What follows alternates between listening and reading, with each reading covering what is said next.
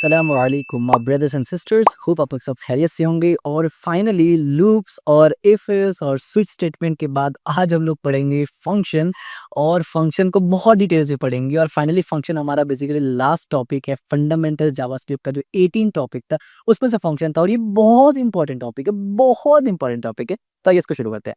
JavaScript functions ये होता क्या है? Building blocks of code.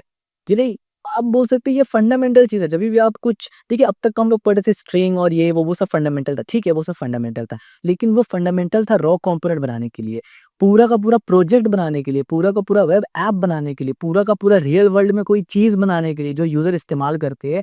Function building blocks है उसका, क्योंकि मोस्ट ऑफ द टाइम आप हर चीज़ को कहीं न कहीं फंक्शन के अंदर इस्तेमाल करते हैं। कभी मेन फंक्शन, कभी सेकेंडरी फंक्शन, कभी util function, X Y Z. तो फंक्शन बहुत इंपॉर्टेंट है, ये समझना ज़रूरी है।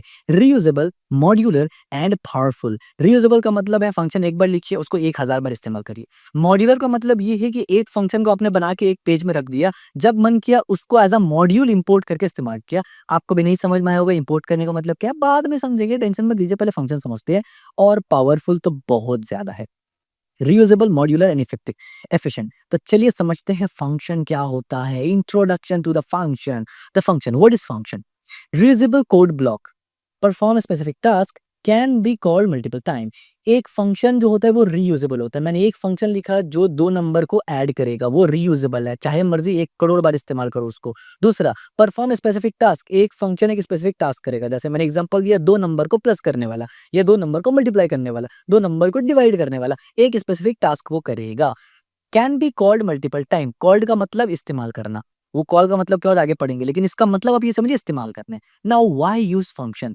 Avoid code duplication. एक कोड को 10 बार लिखना, यानी मुझे अगर अपने वेबसाइट में 10 मर्तबा 2 नंबर में एडिशन परफॉर्म करवाने, तो क्या मैं 10 मर्तबा 2 नंबर को एडिशन परफॉर्म करवाऊँ? नहीं, मैं एक फंक्शन बना दूंगा और वो फंक्शन को 10 बार इस्तेमाल करूंगा। यानी एक बार फंक्शन बनाया 5 लाइन का, और 1 लाइन का कोड जिसको हम लोग बोलते हैं फंक्शन को कॉल करना, उसको 10 बार इस्तेमाल करेंगे और 10 बार काम हो जाएगा। As simple as that. वो सब होता कैसे है, प्रैक्टिकल इंप्लीमेंटेशन में देखेंगे। Improve code organisation, of course code organisation भी बढ़ जाएगा, कोड छोटा भी हो जाएगा। Make code easier to maintain, of course maintain करना भी इजी हो जाएगा। अभी ये सब चीज शायद आप उतना रिलेट नहीं कर पाएंगे, लेकिन जब प्रोजेक्ट हम लोग काम करेंगे ना, ये एडवांस टॉपिक में, तब आपको समझ में आएगा। जब कोड बहुत ज्यादा हो जाता है तो उसमें बग ढूंढना और उसको मेंटेन करना बड़ा मुश्किल हो जाता है। तो फंक्शन का इस्तेमाल करके वो बहुत ईजी हो जाता है। Built in versus custom function, बहुत इंपॉर्टेंट चीज। फंक्शंस एक्चुअली में ऐसा चीज है कि जो आप अब तक जितने भी वीडियोस हम लोग बना चुके हैं ना, सब में फंक्शन इस्तेमाल करते हैं। इवन जो पहला वीडियो हम लोग बनाए थे जिसमें कंसोल किया था, उसमें भी फंक्शन इस्तेमाल किए थे। तो फंक्शन होता है 2 किस्म का। एक होता है बिल्ट इन फंक्शन, ऐसा फंक्शन जो जावास्क्रिप्ट आपको प्रोवाइड करता है, जैसे कि अलर्ट, प्रॉम्प्ट, कंफर्म, कंसोल, ये सब फंक्शन है। अलर्ट भी फंक्शन है, प्रॉम्प्ट वगैरह ये सब। और ये जो अलर्ट के अंदर हम लोग कुछ लिखते हैं ना, इसी को कहते हैं कॉल करना। ये जो प्रॉम्प्ट हम लोग इस्तेमाल करते हैं यूजर से कुछ इन्फॉर्मेशन लेने के लिए, इसी को कहते हैं कॉल करना। तो एक्चुअली प्रॉम्प्ट फंक्शन जावास्क्रिप्ट में कहीं कोड में लिखा हुआ है, हम लोग सिर्फ उसको कॉल करते हैं इस तरीके से, दैट्स इट। तो कॉल करना आप समझ गए। तब आप देखिए, हम लोग अपने कोड में 50 बार प्रॉम्प्ट इस्तेमाल कर सकते हैं, लेकिन पूरा का पूरा जो प्रॉम्प्ट का लॉजिक है तकरीबन 50 लाइन का, वो दोबारा लिखना नहीं पड़ रहा हम लोग को। This is the power of function. अब सवाल ये पैदा होता है कि यार, जितना फंक्शन जावास्क्रिप्ट ने दिया है, मुझे अपना काम के रिलेटेड भी कोई फंक्शन बनाना है ना। अब मेरा हम जरूरी तो नहीं है कि जो मैं चाहता हूँ वो हर चीज फंक्शन मौजूद है जावास्क्रिप्ट में, बिल्कुल सही बात है। तो कस्टम फंक्शन भी बना सकते हैं आप। वो कैसे बनाते हैं, पूरा फोकस उसी में होगा हम लोगों का, क्योंकि बिल्ट इन फंक्शन तो बस इस्तेमाल करना, वो कौन सी बड़ी बात है। यानी जितना भी चीज हम लोग इस्तेमाल कर रहे थे, इफ एल्स, ये सब क्या था, ये सब फंक्शन और मेथड से तो था। लेकिन अब अपना कस्टम बनाना है हम लोग को, यानी आप अपना कस्टम लूप बना सकते हैं। कैसे बनाना है वो सब देखिए। Custom function created by developer for specific need. अब देखिए, जैसे यहाँ पर ये अलर्ट फंक्शन सिर्फ अलर्ट ही करेगा और कुछ नहीं करेगा, प्रॉम्प्ट फंक्शन सिर्फ प्रॉम्प्ट ही करेगा, कंसोल सिर्फ कंसोल करता है, कंफर्म सिर्फ कंफर्म करेगा, फॉर लूप सिर्फ फॉर लूप चलाएगा, वाइल लूप चलाएगा। इसी तरीके से आप एक फंक्शन बना सकते हैं जो आपके मुताबिक कोई स्पेसिफिक काम करेगा। इसका एग्जाम्पल, 2 नंबर को लेके एडिशन करेगा। समझ में आ गया? आइए नेक्स्ट स्लाइड पे चलते हैं। Function declaration. सबसे पहले अगर आपको फंक्शन बनाना है तो पहले फंक्शन को डिक्लेयर तो करो। अब ये डिक्लेरेशन क्या होता है, आइए समझते हैं। पहले तो फंक्शन का सिंटैक्स समझते हैं कि फंक्शन दिखता कैसा है जो हम लोग बनाते हैं। बहुत सिंपल है। जैसे हम लोग फॉर लूप लिखते हैं तो फॉर कीवर्ड इस्तेमाल करते हैं, इफ एल्स लिखते हैं तो इफ इस्तेमाल करते हैं, वैसे ही फंक्शन बनाना है तो फंक्शन का कीवर्ड इस्तेमाल करो, FUNCTION, दैट्स इट। और उसके बाद एक नाम दो। ये नाम आप वेरिएबल समझ लीजिए, जो मर्ज़ी नाम दे सकते हैं, ये आपका फ़ंक्शन का नाम होगा। जब आप कॉल करेंगे तो इसी नाम से करना पड़ेगा आपको कॉल। तो नाम जो मर्ज़ी दे दीजिए। ऑफ़ कोर्स नाम डिस्क्रिप्टिव होना चाहिए कि समझ में आए कि आप क्या कर रहे हैं। उसके बाद पैरेंथेसिस लगाना है, बिल्कुल जैसे इफ में लगाते थे वैसे ही। अब इफ के अंदर, इस पैरेंथेसिस के अंदर आप क्या करते थे, इफ और लूप में उसका कंडीशन डालते थे, राइट? तो फ़ंक्शन में भी यहाँ पर फ़ंक्शन का पैरामीटर डालेंगे। अब ये पैरामीटर क्या होता है, पढ़ेंगे आगे, टेंशन मत लीजिए। और इसके बाद ये होता है फ़ंक्शन का बॉडी। अब फ़ंक्शन का बॉडी से आप ऑलरेडी अंदाज़ा लगा लिए होंगे कि जैसे ये फ़ंक्शन रन होगा, बॉडी में जो कुछ है वो चल जाएगा। बिल्कुल जैसे इफ एल्स में होता है, जैसे लूप में होता है, जैसे स्विच में होता है। ठीक है? बढ़िया, इतना तो आप समझ गए। अब देखिए, फ़ंक्शन कीवर्ड, ये फ़ंक्शन एक कीवर्ड है। ऑफ़ कोर्स हमें पता है नेम ऑफ द फ़ंक्शन, ये फ़ंक्शन का नाम है। ये कीवर्ड तो आपको हमेशा इस्तेमाल करना पड़ेगा जब भी आप फ़ंक्शन बना रहे हो, नॉर्मल फ़ंक्शन बना रहे हो। अब नॉर्मल का मतलब बहुत सारा फ़ंक्शन होता है, अभी हम लोग नॉर्मल पढ़ रहे हैं। नेम आप जो मर्ज़ी दे सकते हैं। पैरामीटर्स, पैरामीटर्स को आपको पैरेंथेसिस में देना है। पैरामीटर्स होता क्या है, इस पे बात करेंगे। और फंक्शन बॉडी कर्ली ब्रैकेट्स के अंदर होता है, इतना तो आपको पता है। आइए एग्जांपल देख लेते हैं। मैंने एक फंक्शन बनाया जिसका नाम रखा शो मैसेज, और उसके अंदर पैरामीटर मैंने कुछ डाला ही नहीं। आप कहेंगे यार अभी तो आपने बोला पैरामीटर में डालो, तो हाँ, पैरामीटर में डाल भी सकते हैं, पैरामीटर में कुछ नहीं भी डाल सकते हैं, वो मेरे मर्जी के ऊपर है। अगर मैं चाहता हूँ कि उसको इस्तेमाल करूँ तो करूंगा, नहीं चाहता हूँ तो नहीं करूंगा। तो मैं दोनों केस दिखाऊंगा आपको कि इस्तेमाल कब करेंगे, इस्तेमाल कब नहीं करेंगे। लेकिन अभी फंक्शन का एक स्ट्रक्चर समझिए, बहुत इंपॉर्टेंट है, मजाक नहीं कर रहा हूँ। शो फंक्शन लिखा और पैरेंथेसिस सिर्फ डाल दिया, एम्प्टी पैरेंथेसिस डाल दिया। बॉडी के अंदर बोला अलर्ट हेलो एवरीवन। और फंक्शन को कॉल करना किसको बोलते हैं, इसको बोलते हैं कॉल करना। तो आइए मैं इसको आपको एक डेमो दे देता हूँ। पहले मैंने यहाँ पर ऐसे लिखा। अब जैसे ही मैं इसमें जाऊँगा, देखिए हेलो एवरीवन एक बार आया, फिर 2 बार आया। अब ये 2 बार क्यों आया? क्योंकि देखिए ये एक फ़ंक्शन था जो मैंने लिख दिया 2 लाइन का।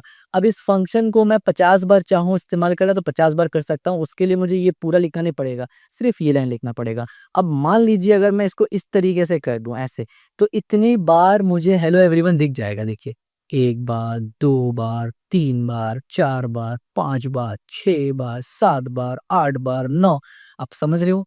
ये है, इसका मतलब था कि रिपीटेबल नहीं है। इसका मतलब था कि कम जगह लेगा, ठीक है? इसका मतलब था कि लेसर कोड या ड्राई प्रिंसिपल को फॉलो करना, डू नॉट रिपीट वगैरह, ठीक है? तो ये तो एक सिंपल सा फंक्शन था और कॉल करना ज़रूरी है, कॉल नहीं करेंगे तो फंक्शन चलेगा नहीं, याद रखना।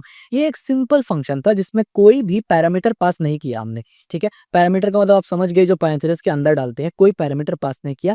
एक बेसिक फंक्शन था जिसके अंदर हमने अलर्ट हेलो एवरीवन कर दिया। इसकी जगह कुछ और भी डाल सकते थे, कंसोल डाल सकते थे, जो मर्ज़ी डाल सकते थे।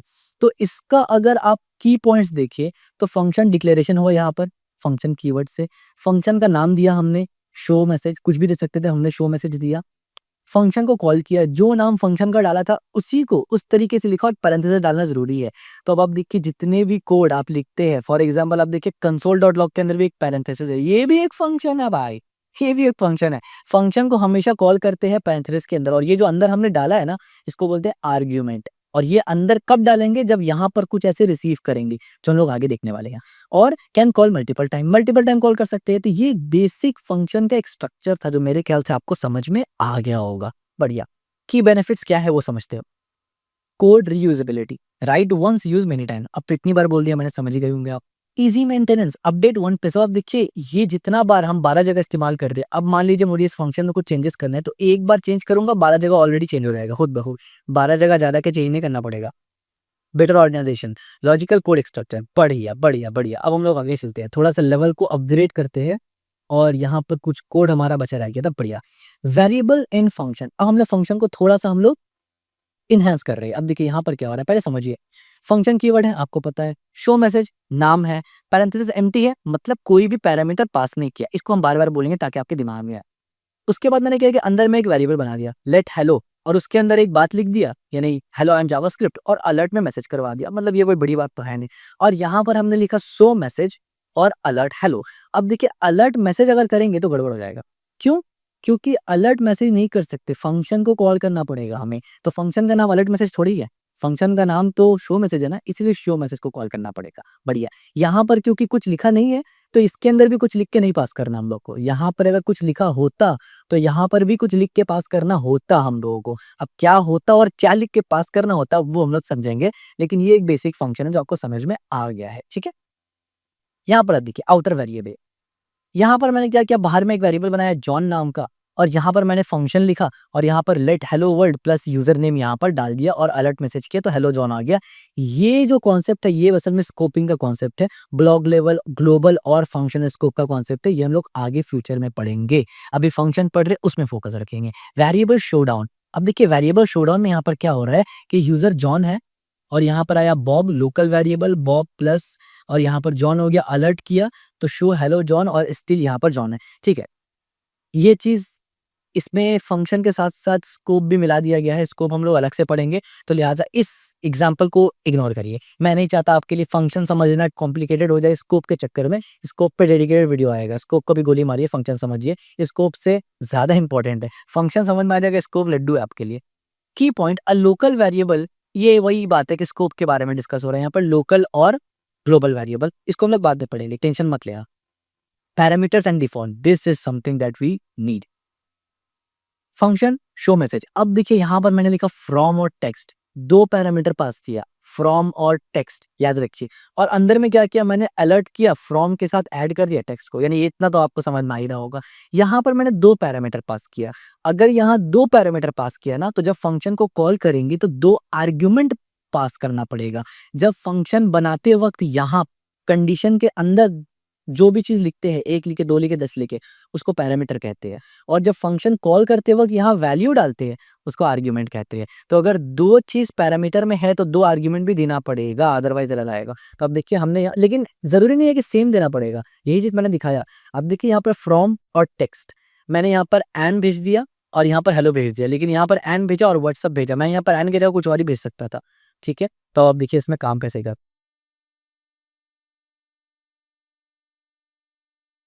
तो अब देखिए हेलो एवरीवन, ये तो पुराना है शायद, पुराना है, किसमें हेलो एवरीवन किसमें है? ये पुराना आ रहा है, अच्छा ये पहले का था, रिफ्रेश करता हूँ।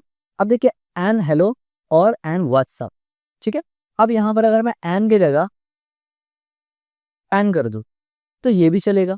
अब देखिए एन हेलो और पैन व्हाट्सअप, समझ में आ रहा है? यानी यहाँ पर कंडीशन ये है कि यहाँ दो पैरामीटर है तो आर्ग्यूमेंट दो भेजना है, लेकिन जो वैल्यू है वो अपने मर्जी से भेज सकते हैं। बट ये ध्यान में रखना कि यहाँ पर नंबर गेट कर रहे हैं या टेक्स्ट गेट कर रहे हैं। अगर यहाँ नंबर गेट करेंगे तो यहाँ नंबर भेजना पड़ेगा, अगर यहाँ बुलियन गेट करेंगे तो यहाँ बुलियन भेजना पड़ेगा। यानी डेटा टाइप मैटर करता है कि यहाँ पर जो भी डेटा टाइप आप भेज रहे हैं, यहाँ पर भी वही डेटा टाइप भेजना पड़ेगा आपको। यानी यहाँ रिसीव कर रहे हैं बेसिकली और यहाँ से भेज रहे हैं, तो फंक्शन में जो रिसीव कर रहे हैं आर्ग्यूमेंट में वही भेजना पड़ेगा। समझ में आ गया?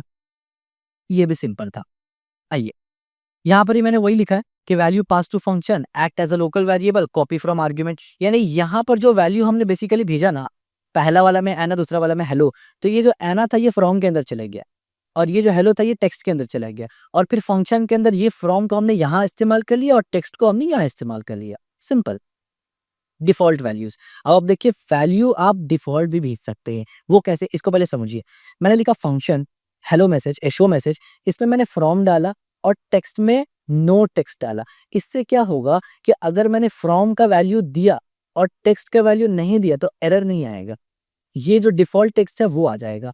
अब इसमें मैं केसेस है, वो केस मैं आपको दिखाता हूँ कैसे होता है, देखिए। अभी क्या होगा, एना नो टेक्स्ट और एना हाई, बढ़िया। अब देखिए यहाँ पर मैं आपको केस चेंज करके दिखलाता हूँ। यहाँ पर आप देखिए एना हाई आ गया, यानी यहाँ पर टेक्स्ट का वैल्यू अगर मैंने पास किया है हाई, तो फिर ये नहीं चलेगा, फिर यही चलेगा जो मैंने पास किया। और अगर मैंने पास नहीं किया कुछ भी, टेक्स्ट के लिए कुछ नहीं पास किया, तो बाय डिफ़ॉल्ट ये चल जाएगा। ठीक है, जैसे आपको यहाँ पर चलते हुए दिखा, पहले नो टेक्स्ट बाय डिफ़ॉल्ट चल गया, फिर हाई चल गया। लेकिन अगर मैं इसको ही हटा दूँ ऐसे और मैं पहले की तरह इस्तेमाल करूँ तो यहाँ पर आ जाएगा पहले में एरर, आप देखिए अनडिफाइंड आ गया। अनडिफाइंड क्यों? क्योंकि मैंने कोई वैल्यू डाला ही नहीं था। तो इस वजह से अगर हम लोग को अनडिफाइंड नहीं चाहिए, जो कि ऑफ कोर्स नहीं चाहिए होता है, इससे कोड में बग आता है, हम लोग एक डिफ़ॉल्ट वैल्यू पास करते हैं, जिससे पता चलता है कि यूज़र ने कुछ पास किया है या नहीं किया है। ठीक है? तो ये भी आपको ज़हन में रखना है कि फंक्शन में आप डिफ़ॉल्ट वैल्यू भी पास कर सकते हैं, ये पैरामीटर में डिफ़ॉल्ट वैल्यू पास कर सकते हैं। बढ़िया, यहाँ पर वही चीज़ लिखा है हमने कि use when argument is not provided, इसीलिए आप देखिए मैंने इसको आर्गुमेंट कहा, जब ये प्रोवाइडेड नहीं होगा तो वहां चलेगा। कैन बी एक्सप्रेशन, पूरा एक्सप्रेशन भी हो सकता है। इवैल्यूएट व्हेन ओनली नीडेड, यानी अगर ये वाला का वैल्यू यूजर दे रहा है, यानी आर्गुमेंट में पास्ड है, तो ये कभी चलेगा नहीं, अगर ये नहीं है तभी ये चलो। अब बढ़ जाओ, डिफ़ॉल्ट वैल्यू टेक्निक्स। अब देखिए डिफ़ॉल्ट वैल्यू टेक्निक्स बहुत सारा हो सकता है, जैसे कि a इज़ इक्वल टू 5 जैसे हमने यहाँ पर किया टेक्स्ट के साथ। इसी तरीके से ऐसे भी हो सकता है कि a का वैल्यू इतना है, अगर a बराबर है तो a आएगा, अदरवाइज़ 5 आएगा। जो हमने इससे पहले ओल्ड स्कूल इस्तेमाल किया था और ऑपरेटर के साथ, और नलिश कोलिजन में हम लोग देखा था कि नया तरीका ये है। इसके ऊपर भी डेडिकेटेड वीडियो है, अगर आपने नहीं देखा तो डिस्क्रिप्शन में प्लेलिस्ट का लिंक है, उसको जाके आप देख सकते हैं, ठीक है? Tips, pro tips, use nullish collision operator when you want to distinguish between null, undefined and other falsy value like 0 and वगैरह वगैरह, यानी उसके ऊपर हमने डिटेल डिस्कस किया हुआ है कि कब क्या इस्तेमाल करना है। ठीक है, नेक्स्ट स्लाइड पे चलते हैं। रिटर्निंग वैल्यू बहुत इंपॉर्टेंट चीज है। Function sum A B, return A B, और इस तरीके से। तो ये चल कैसा रहा है, देखिए मैंने एक फंक्शन बनाया, उसके नाम मैंने लिखा सम, और उसमें मैं दो पैरामीटर पास कर रहा हूँ ए बी, यानी आर्ग्यूमेंट देते वक्त दो वैल्यू हमको चाहिए। अब यहाँ पर जो दो वैल्यू है उसके अंदर मैं कर क्या रहा हूँ, प्लस करवा रहा हूँ। तो जाहिर सी बात है भेजते वक्त नंबर भेजना है ना। अब ए बी को तो प्लस नहीं कर सकते, ए बी तो वेरिएबल है, लेकिन एक्चुअली में तो नंबर भेजना है। और यहाँ पर रिटर्न कर देंगे। रिटर्न करने का मतलब है कि जब ये फंक्शन चल जाएगा तो इस फंक्शन में से क्या वैल्यू मिलेगा, तो ऑफ कोर्स ए बी का प्लस मिलेगा, ए बी प्लस होकर जो भी नंबर आएगा वो रिटर्न करेगा। तो जब भी आप रिटर्न स्टेटमेंट इस्तेमाल करते हैं ना, तो आपको ये जो सम है, ये जो आर्ग्यूमेंट है, इसको एक वेरिएबल में स्टोर करवाना जरूरी है। तो इसलिए मैंने क्या किया, सम सम क्यों लिखा, फंक्शन का नाम है भाई, कॉल किया, बढ़िया। दो आर्ग्यूमेंट दे दिए, दो क्यों दिया, क्योंकि दो ही पैरामीटर है। अच्छा बढ़िया, तो मैं क्या कर रहा हूँ, 1+2 करवाना चाहता हूँ, क्योंकि फंक्शन क्या कर रहा है, प्लस कर रहा है। तो जैसे ही मैंने यहाँ पर सम 1+2 किया, तो ए की जगह 1, यहाँ पर ऑर्डर मैटर करता है, हाँ 1 ए में ही जाएगा और 2 बी में ही जाएगा, बढ़िया। तो ए में गया 1, 2 बी में गया, तो 1+2 हो जाएगा 3, और ये रिटर्न कहाँ होगा, इस रिजल्ट के अंदर रिटर्न होगा। जैसे मैंने आपको कहा कि जब रिटर्न होता है तो एक वेरिएबल में स्टोर करवाना जरूरी है, तो लिहाजा मैंने इस पूरा आर्ग्यूमेंट को एक वेरिएबल, जिसका नाम कुछ भी लिख सकते थे, मैंने रिजल्ट लिखा, उसके अंदर स्टोर करवाया और अलर्ट रिजल्ट करवा दिया। तो यहाँ पर जो भी वैल्यू डालूंगा उसका सम होके मुझे अलर्ट में दिख जाएगा। तो आइए इसका एक डेमोस्ट्रेशन देखते हैं प्रैक्टिकल। इसको बंद करते हैं, और ये, तब अब देखिए मैंने जैसे ही यहाँ पर दिया तो 3 आ गया, ठीक है, यहाँ पर देखिए 3 आ गया। अब लेट्स से मैं यहाँ नंबर चेंज कर देता हूँ, मैं यहाँ पर 2 की जगह मैं यहाँ पर 7 डालता हूँ, तो क्या आएगा, आप गेस कर सकते हैं, 8 आएगा, ऑफ कोर्स, तो 8 आ गया। ठीक है, तो इस तरीके से काम करता है। ये एक छोटा सा प्रोग्राम हमने बना लिया, तो दो नंबर को सम कर पा, बढ़िया। अच्छा, यहाँ पर आप देखिए रिटर्न कीवर्ड एग्जिस्ट फंक्शन, ठीक है, यानी रिटर्न कीवर्ड फंक्शन के अंदर एग्जिस्ट होता है, याद रखिए। इस तरीके से send value back to the caller, यानी जिसने कॉल किया है, यहाँ पर किसने कॉल किया है, सम ने कॉल किया है, तो सम को वैल्यू वापस दे देगा। लेकिन जाहिर सी बात है, सम को वैल्यू वापस देगा तो सम को कहीं ना कहीं तो होल्ड करना होगा ना, इसीलिए वेरिएबल लगाना जरूरी है रिटर्न वैल्यू लेने के लिए, बढ़िया। Can be anywhere in the function, function में कभी भी रिटर्न डाल सकते हैं, लेकिन एक बात ध्यान में रखना कि रिटर्न के बाद कोई भी स्टेटमेंट नहीं चलता। यानी रिटर्न बॉडी के अंदर लिखा है ना, और रिटर्न के बाद कुछ भी अगर आप लिख दे, कंसोल भी कर दे, वो नहीं चलेगा फंक्शन के अंदर, ठीक है। रिटर्न के बाद कुछ नहीं चलता, आसान शब्दों में। मल्टीपल रिटर्न्स, अब आप देखिए मल्टीपल रिटर्न्स पे क्या चक्कर है। यहाँ पर आप देखिए फंक्शन बनाया मैंने एज चेक करने के लिए, और इसको पहले पूरा कॉपी कर लेता हूँ मैं, उसके बाद आपको कोड में आगे समझाता। देखिए यहाँ पर एक वेरिएबल बनाया, यहाँ पर एक फंक्शन बनाया मैंने एज चेक, उसमें एक आर्ग्यूमेंट ले रहे हैं एज नाम का, और उस आर्ग्यूमेंट को हम चेक कर रहे हैं कि if age is greater than या इज इक्वल टू 18 है तो रिटर्न ट्रू कर दो, अदरवाइज पेरेंट परमिशन चाहिए। यानी अदरवाइज क्या करो, एल्स में रिटर्न में कंफर्म का प्रॉम्प्ट दिखाओ पेरेंट्स परमिशन, जिसमें आपको ऑप्शन मिलेगा यस या नो। और फिर उसके बाद क्या करो, चेक एज चेक को दोबारा से मैंने कॉल किया, और दोबारा से कॉल करके मैंने बोला एक्सेस ग्रांट, और मैंने क्या बोला, एक्सेस डिनाइड। ठीक है, अब देखिए ये मैं जब रन करूंगा तो आपको समझ में आएगा एज इज नॉट डिफाइंड। अच्छा, अब देखिए यहाँ पर एज इज नॉट डिफाइंड, ठीक है। तो बेसिकली यहाँ पर इसलिए नहीं चल रहा है ये कोड, क्योंकि एज डिफाइंड ही नहीं है ना, मैंने डायरेक्ट इफ के अंदर एज डाल दिया। तो मैं इसको यहाँ से अगर कमेंट करूँ और करेक्ट वर्जन को यहाँ पेस्ट करूँ, तो अब देखिए ये करेक्ट वर्जन है। चेंजेस क्या आया, कुछ भी नहीं आया, बहुत सिंपल है। देखिए पहले क्या किया मैंने, चेक एज किया, एज लिया, चेक किया, ट्रू है नहीं है तो पेरेंट्स कंफर्मेशन लिया, और उसके बाद जो पेरेंट्स कंफर्मेशन में लूंगा ना, फंक्शन के अंदर ही मैंने लिया let age number prompt how old are you, और फिर मैंने चेक किया और एक्सेस ग्रांट वगैरह किया। अब देखिए हाउ ओल्ड आर यू, तो लेट से मैं दे देता हूँ अगर 17, तो अब देखिए पेरेंट परमिशन मैंने किया ओके, तब देखिए एक्सेस ग्रांट हो गया। किस तरीके से, देखिए मैंने चेन किया ये पूरा को। सबसे पहले ये चला, ये वाला, ठीक है, ये चला, सबसे पहले ये चला।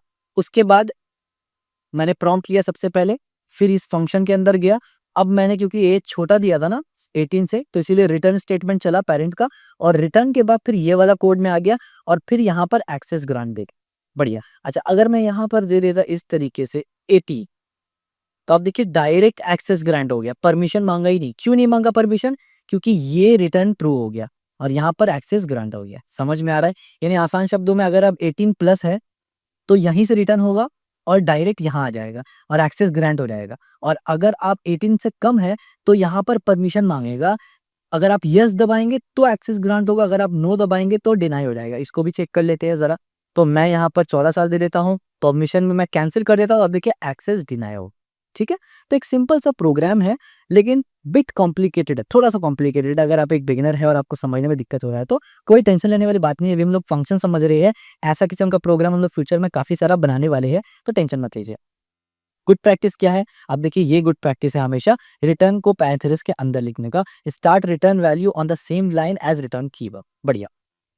और कॉमन मिस्टेक्स क्या है? रिटर्न के बाद आप इस तरीके से नेक्स्ट लाइन पे ए बी कर देते हैं। ए बी कभी चलेगा ही नहीं, सेम लाइन पे लिखना जरूरी है। नेक्स्ट लाइन पे लिखना है तो आपको रिटर्न के बाद पैरेंथेसिस लगाना पड़ेगा, बढ़िया हो गया। ठीक है, remember a function without a return statement return undefined, empty return also return undefined. यानी अगर आप किसी फंक्शन के अंदर रिटर्न ना ही लिखे तो भी वो अनडिफाइंड रिटर्न करता, और जिसके वजह से आपको अनइंटेंडेड वैल्यू मिलेगा, तो हमेशा रिटर्न करवाना जरूरी है। फंक्शन नेमिंग, अब देखते हैं फंक्शन नेमिंग क्या है।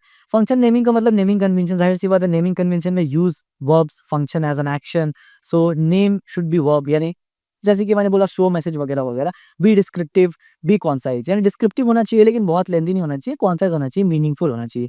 कॉमन प्रीफिक्स जैसे कि गेट, क्रिएट, और इसी तरीके से शो, कैलकुलेट, चेक, सेट, यानी इसके बाद कुछ होगा, जैसे कि gate name, gate user, gate password, इस तरीके से क्रिएट यूजर, क्रिएट अकाउंट, इस तरीके से। समझ में आ गया आपको? गुड एग्जांपल्स यहाँ पर मैंने दिया हुआ है, जैसे कि show message, create form, get age, check permission, calculate sum, is valid email, इस किस्म से आपको इस्तेमाल करना है। ठीक है, one function one action. A function should do exactly what its name suggest, no more two independent action deserve to separate function. यानी एक फंक्शन एक ही काम करेगा और फंक्शन का जो नाम आप लिख रहे हैं ना, वो उसका काम को रिप्रेजेंट करना चाहिए, यानी सेम होना चाहिए। ऐसा नहीं कि आपने फंक्शन का नाम लिखा कैलकुलेट सम और अंदर में मल्टीप्लाई करवा रहे हैं, तो वो थोड़ा सा अजीब हो जाता।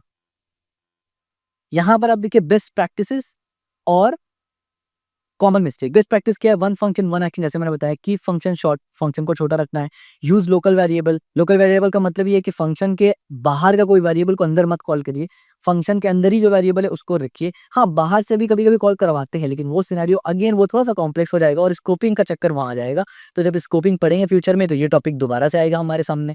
ठीक है, इस तरीके सेल्फ डिस्क्रिप्टिंग कोड, यानी कोड देखते ही समझ में आ रहा है फंक्शन का नाम पढ़ते ही कि अंदर क्या चल रहा है। Common mistake, side effect, function that modify external state unexpectedly. ये साइड इफेक्ट अभी आपको उतना अच्छे से नहीं समझ में आएगा, बट फ्यूचर में इसका एग्जांपल देके मैं आपको समझाऊंगा, खास करके जब रिएक्ट वगैरह में काम करेंगे ना, तब साइड इफेक्ट्स के ऊपर पूरा टॉपिक होता है डेडिकेटली के।